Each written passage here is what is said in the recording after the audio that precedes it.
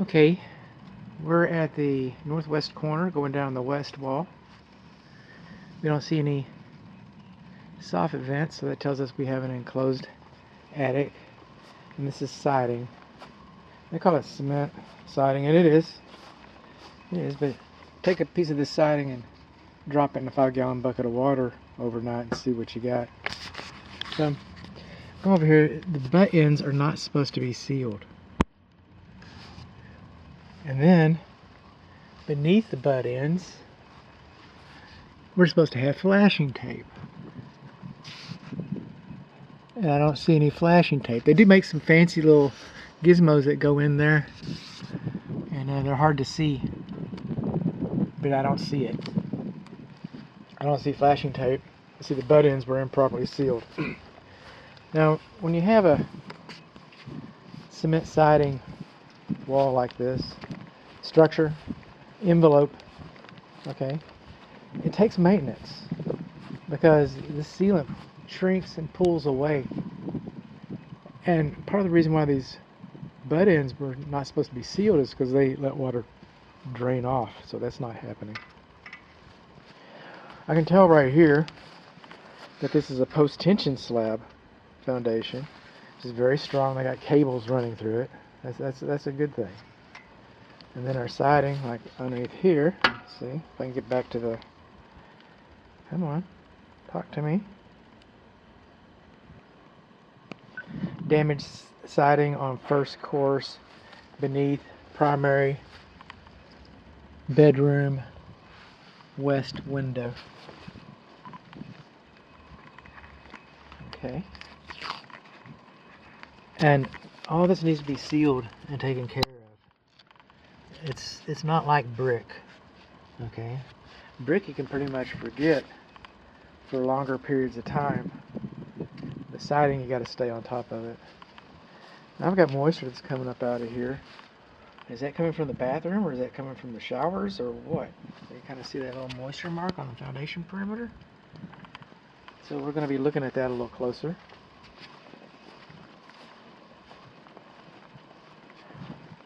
Coming on along. Right?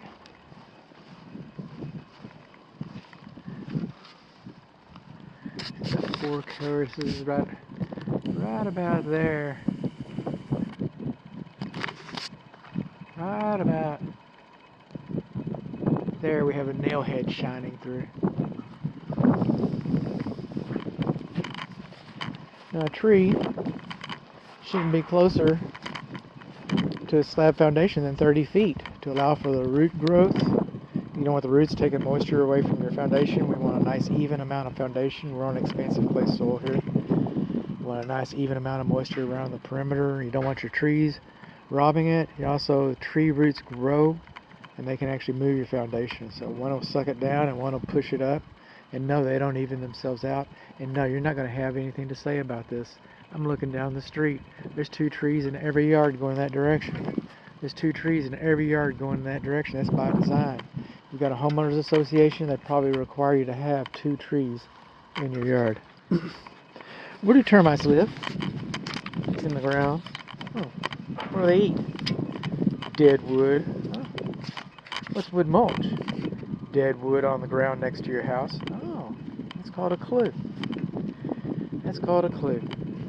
And again, it might not be something that you can do much about. It depends on what your homeowners association says. Or if you like it. You know, my wife likes wood mulch. I'm not going to tell her no.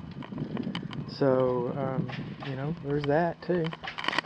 Coming along over here, and we're at the front of the house now. We're on the south side, so this is the front bedroom.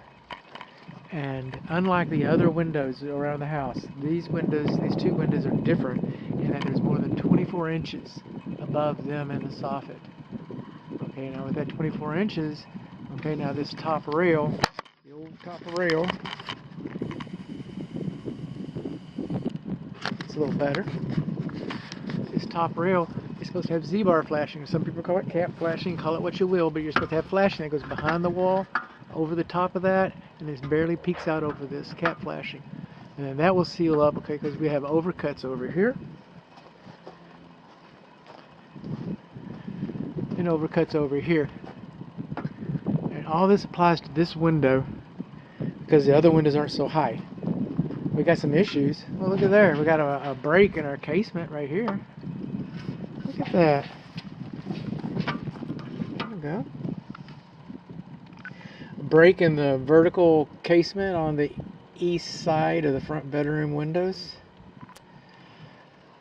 No Z-bar flashing and overcuts around the front bedroom south window, soft wall. But there we go. Look at you, just all broken and stuff, looking like that. Look at that. I can multitask here. I don't want to keep you waiting too long. I know we're action people. Okay. Photo.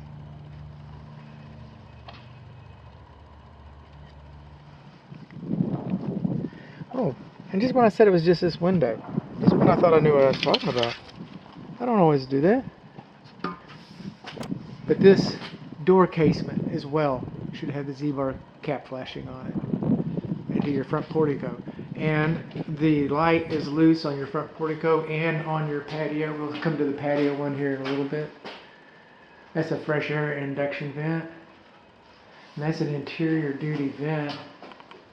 I'm thinking that maybe we want something a little more robust than that. Yeah, I can't see up inside of there. And since this is an exterior door, no cap flashing here either. The Z-bar flashing. It's less of a deal. We got some paint blurbing right there. Let me look up in here. What am I seeing? It's clogged with something. Okay, is that filter supposed to be there? We're going to have to ask. We're going to have to ask. Then the siding. See these gaps? These gaps are good. It's to keep the water from wicking up into the materials. Alright, you see how the siding is touching the side of the front portico porch surface? Okay, it's not supposed to do that. It's not supposed to do that. Okay. Now this is just aesthetic, but you know, I thought this was a new house. You could buy the most affordable, I'm not going to say cheapest car on a car lot, new car lot. And the day you pick it up for delivery, and they're sitting you in the seat, and they're showing you how to work all the radio control buttons and the seat heaters and stuff. They're showing you all that. That day, that car is perfect. It might fall apart in a week, but that day, that car is perfect. And this house costs more than that car. And but anyway, we've got a little spot right up there. Siding is touching down here and here and here.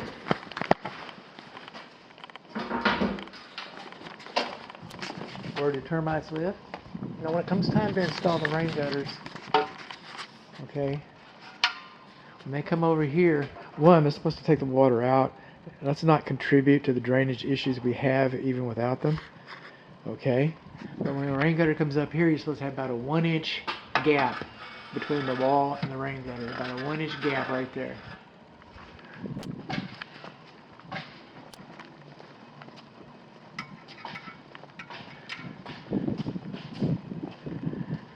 One of your attic access entrances, your water heater, electric load center, sprinkler controls, gas. We do not have an electric disconnect out here.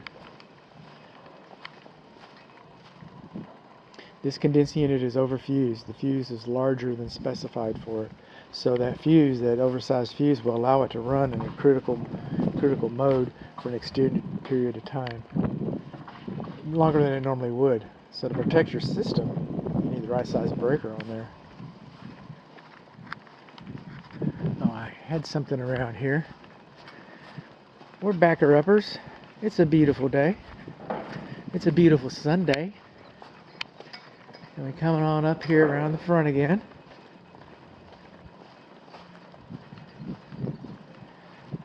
right there.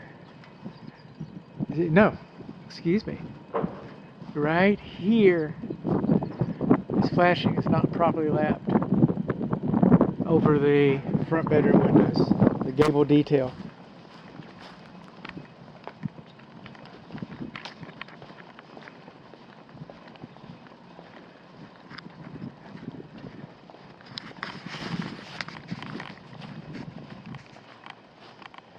Rolling on around because we're rollers. You want to do my stick trick? I'm over here in this marsh. Look at that.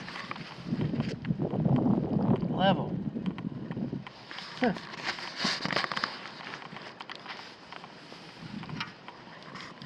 The other video is the other side. The video you saw, or if you watched them, you know, but the video I posted previous to this one, I say posted, I put in your, okay, the video that I baked into your report prior to this video, prior to the roof covering videos.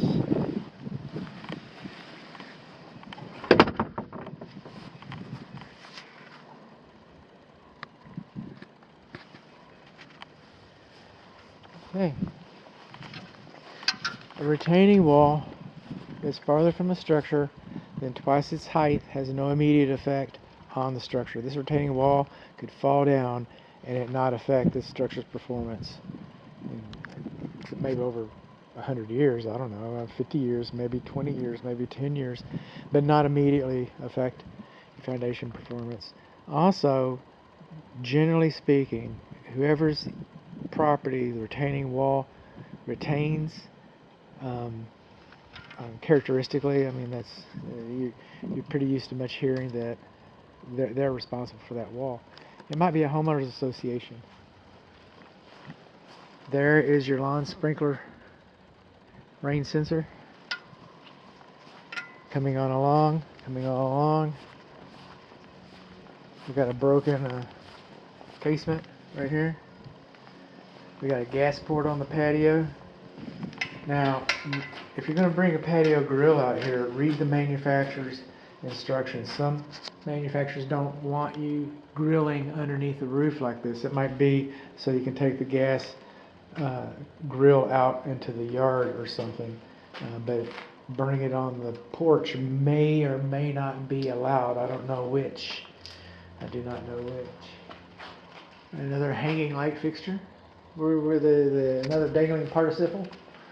Okay, these are not 24 inches from this roof, so the cat flashing is not required. Rolling on out over here. That's a moth. But over here, see my blue tape? It's waiting for me. Over here on this window, check this out. Got a big old gap in our ceiling. You think water can jump off down in there? I do.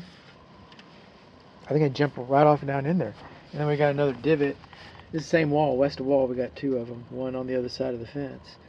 Again, this is a robust, it's a good siding, it's a good product, especially when it's installed properly.